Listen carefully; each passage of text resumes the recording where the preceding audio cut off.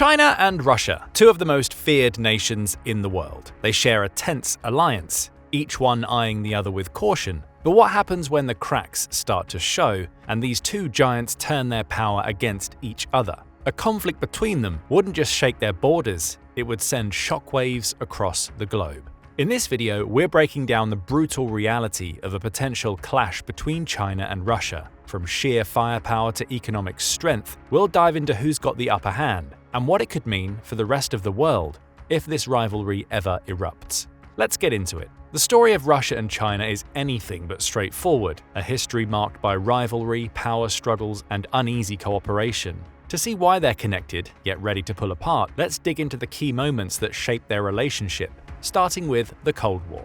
In the years following World War II, the Soviet Union and China were both communist countries that presented a somewhat united front in the face of the capitalistic United States and the First World as a whole. However, the doctrines that guided the Soviet Union and China, while based on the theory of Marxism-Leninism, diverged in practice. Both countries considered themselves the leaders of the communist world, which led to a state where neither was willing to budge to take second place. After Stalin's death in 1953, the Chinese leader Mao Zedong believed that the Soviet Union's presence in the world waned, and Stalin's successor wasn't worthy of leading all communist countries. The divergence in ideals and which country should be considered the prime example of communist policies led to China and the Soviet Union often taking opposing stances in global geopolitics throughout the 50s and early 60s. Perhaps the final straw was that neither could decide on the best course of action to deal with the US during the Vietnam War. Eventually, China realized that the relationship with the Soviet Union was no longer worth pursuing. In a move that follows the logic, "the enemy of my enemy is my friend," China approached the US to open lines of communication and cooperation.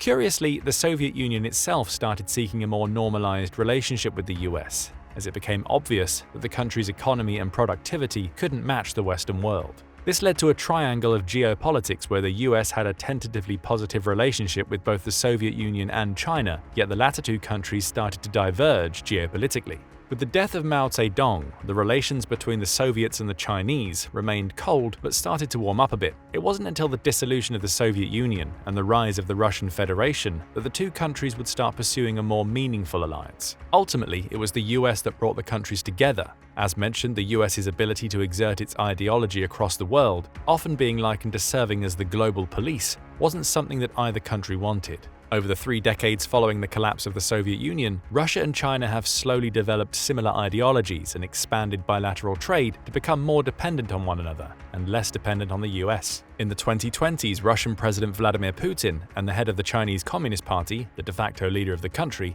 Xi Jinping, formally announced that the alliance between the two countries knows no limits. This was further reinforced by China's refusal to take sides in conflicts involving Russia, such as the 2014 annexation of Crimea or the war in Ukraine that started in 2022.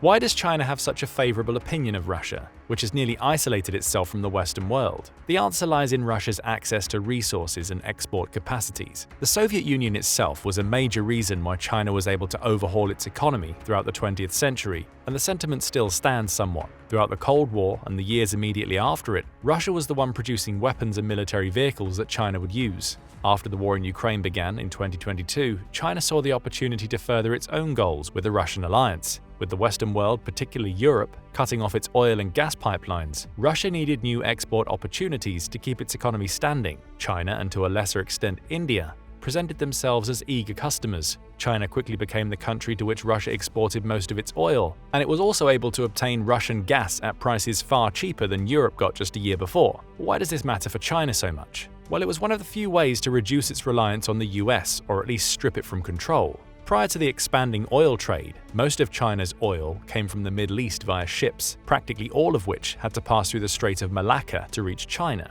The strait is under direct control of Singapore and by extension the US. In a hypothetical scenario where the relationship between the US and China turned hostile, China would see its major trade routes suddenly cut off, which would spell doom for the country's booming industry. However, there's a limit to the unending alliance that both Putin and Xi are trying to keep together. For one, China doesn't necessarily need Russian oil and gas, or at least not permanently. One of the country's leading infrastructure projects is the Belt and Road Initiative, BRI. This program encompasses a series of railroads and trade routes across continental Asia and beyond that have also been called the New Silk Road. The primary goal of the BRI? Linking the Middle East and China to allow the former to export oil and gas over the ground rather than via naval trade routes. You can already see the importance the BRI has on the Chinese agenda. If the BRI project is successfully completed, it will practically remove China's reliance on the naval oil trade, making it less pressured by the US. But even more importantly for today's topic, it would mean that Russia would no longer be the only choice when it comes to importing these resources over land.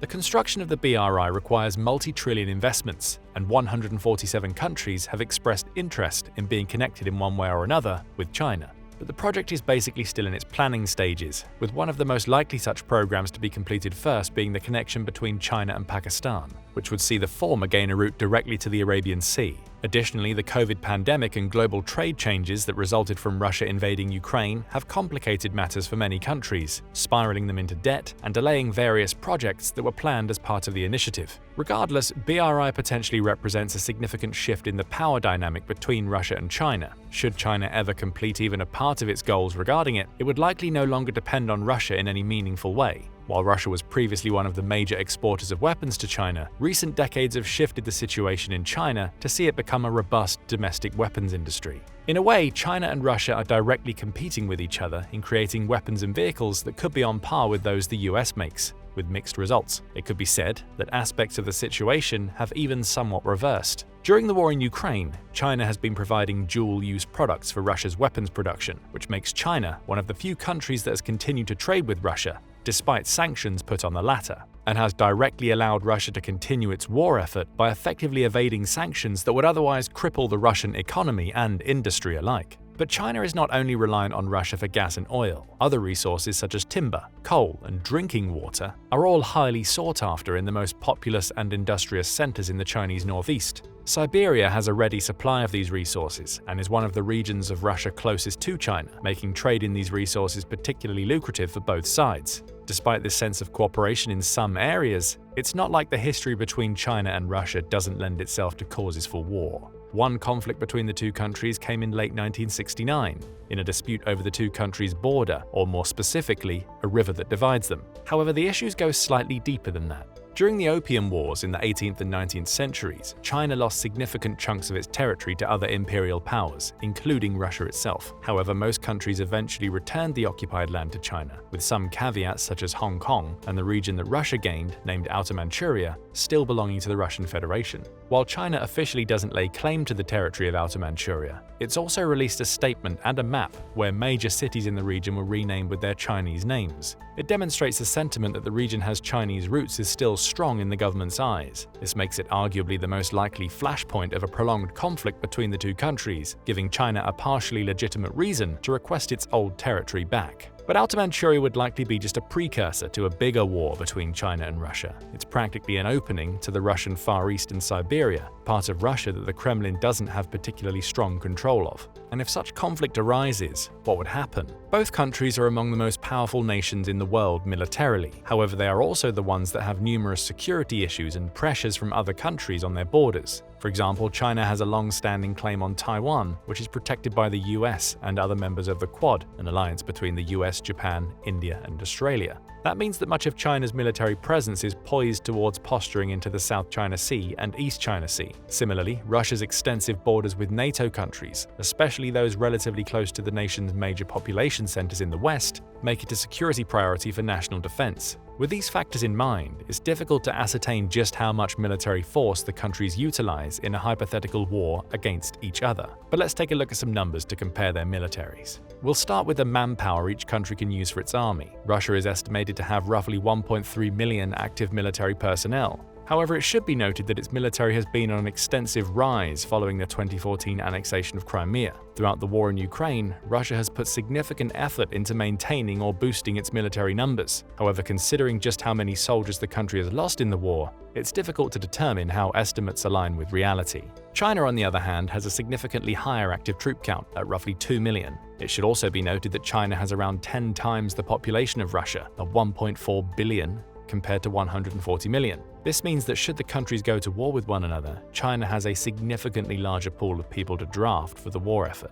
To illustrate the sheer population difference, we can take a look at the region of Outer Manchuria, which is one of the most likely hotspots of combat in the opening days of the conflict. The entire region has a population of roughly 4 million. On the other side of the border, the Chinese population is estimated to be as high as 80 million. In a potential conflict, a countrywide draft by China could easily overpower Russian troops in the area through sheer numbers. But let's use the current statistics on military manpower as a base. How well trained are these soldiers exactly? China hasn't been part of a major conflict in meaningful form for decades. One of the last such conflicts was the Sino-Vietnamese War in 1979, which ended with both sides claiming victory, even though the Chinese army was by all means larger and more modern on paper. The clash with Vietnam arguably ended in Vietnam's favor, considering the countries remained in conflict until 1991, during which neither side managed to make significant headway in the course of the war. With the most recent conflict in Chinese history being decades in the past, the modern Chinese army has practically no real-life experience in warfare. Not that this is a bad thing, mind you.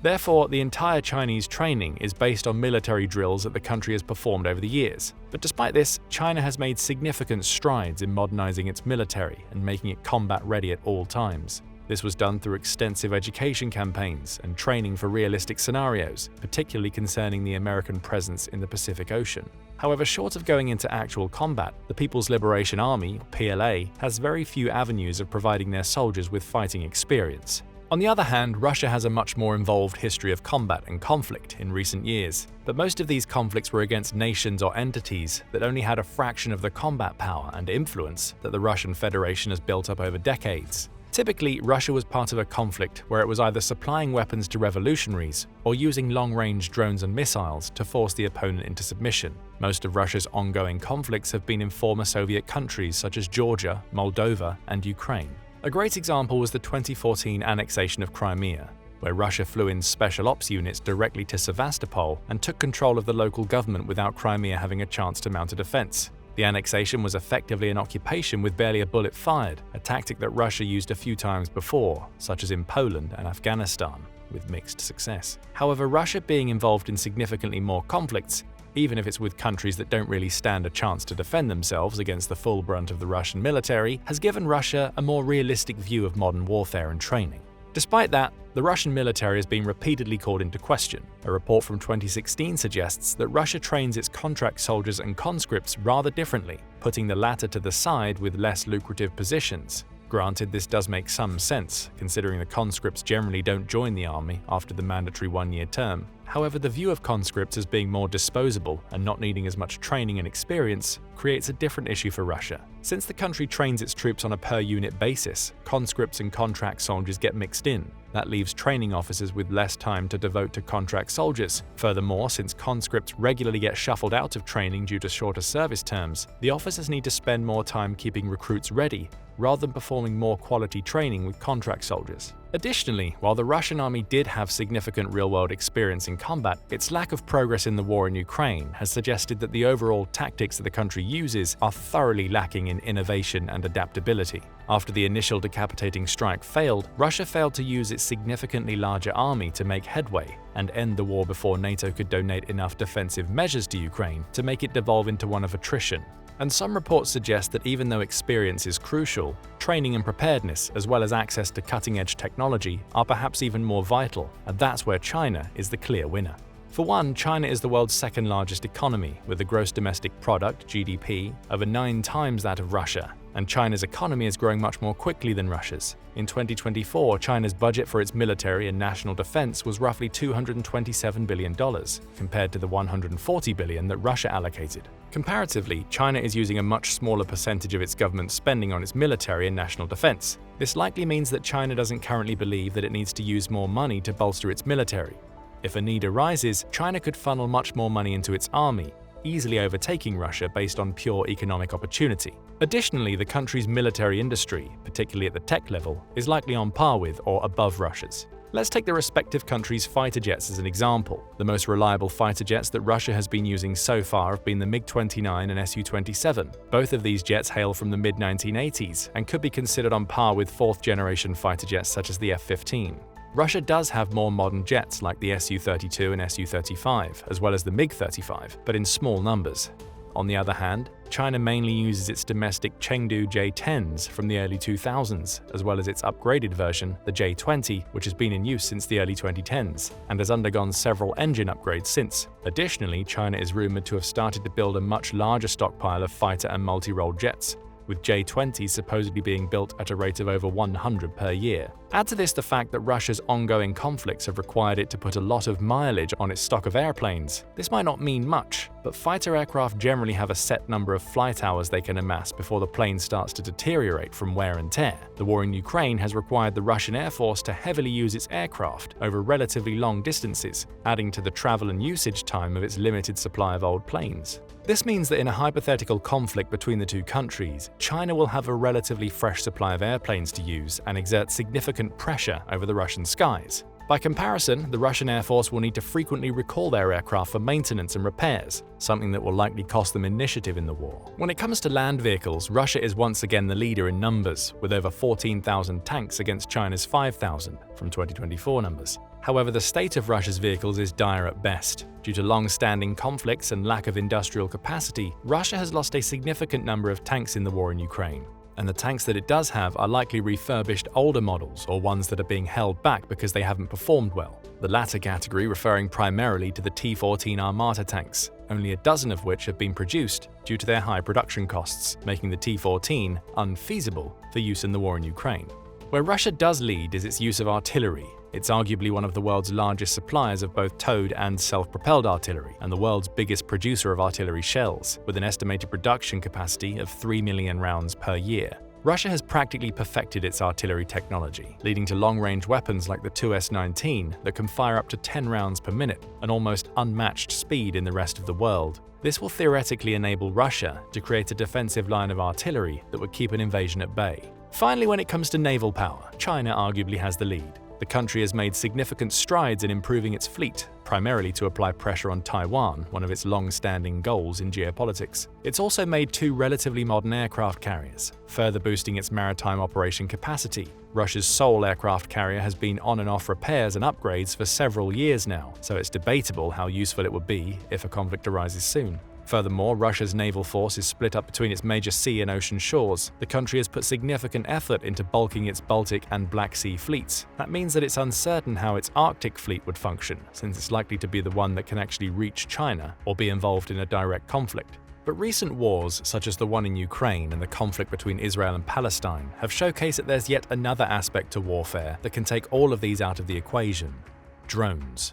Small commercial drones have been outfitted with anti-tank mines and grenades, allowing them to be used as relatively cheap, highly maneuverable hunter-seeker drones. Unlike the drones that the US operated in the 2010s and which cost millions, the sheer scale at which commercial drones could be manufactured and used on the front lines has created a significant shift in how countries can approach long-range warfare. And that's where China arguably has a significant lead. Throughout the war in Ukraine, China has been one of the largest producers of drones that were used in combat. With the capacity to effectively supply both sides of the conflict with drones, it's not out of the realm of possibility that China has developed a similar strategy for its own battle plans. Therefore, a potential war between the two countries would likely see China using its bigger economy and industry to simply outproduce Russia. With the option of domestically producing pretty much everything that drones require, China can bide its time and outspend Russia to carve its way through the Russian Far East. Furthermore, while Russia has a lot of military presence in the west of the country, that same infrastructure doesn't really exist in the eastern regions. Since China is much more likely to try and occupy the regions it sees as beneficial, which are going to be the resource-rich Siberia and the Far East, Russia would need to scramble its forces away from protecting the population centers and into sparsely populated areas. This would likely lead to Russia experiencing severe supply line issues, which China would likely use to its advantage to push further into Russia or occupy as much land as possible and hold it practically indefinitely. Considering Russia's track record of repelling invasions in recent months, with the Ukrainian invasion of Kursk giving it its biggest blow, this move might just be enough to score China a significant victory over Russia. The entire scenario hinges on the fact that both countries would stay relatively isolated from the rest of the world as far as trading, economics, and geopolitics are concerned. But this is unlikely going to be the case. If China declares war on Russia, for whatever reason, it needs to be able to back that up with an overwhelming show of force that it can work independently. So far, this is unlikely to be the case. With the BRI still ways off and Russia supplying a large chunk of China's gas and oil, its economy and industry could be crippled if those lines run dry, without China being able to capture them to keep them running. Additionally, since the US is one of China's largest adversaries on the world stage, the American government could see war between China and Russia as an excellent opportunity to take its shot and cripple the Chinese economy and military with offensive moves of their own.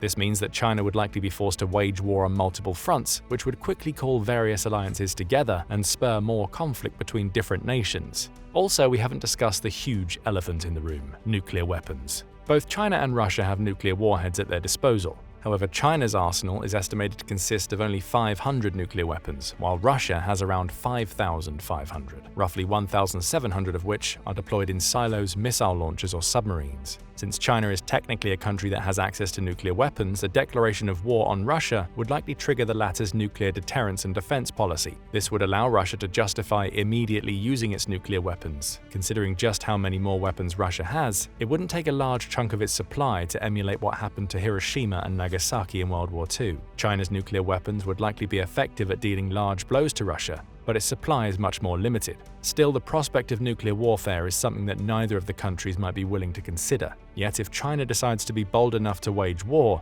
it might spark Russia's defenses into some mutually assured destruction. Where does that leave the two nations? China technically doesn't have to go to war with Russia to get what it wants. With Russia relying on China for the bulk of its trade and oil exports, China holds the reins of the Russian economy. If China keeps its investments in BRI and becomes less dependent on Russian resources, it can force Russia to renegotiate deals that work more in China's favor. Over time, the relationship between China and Russia will start to look more uneven, and Russia might become completely dependent on China to keep its economy and the country afloat. But what do you think? What's the most likely scenario with China and Russia's long-term relationship? Leave a comment below, and thank you for watching. Now go and check out What If the US Invades Russia Hour by Hour, or click this other video instead.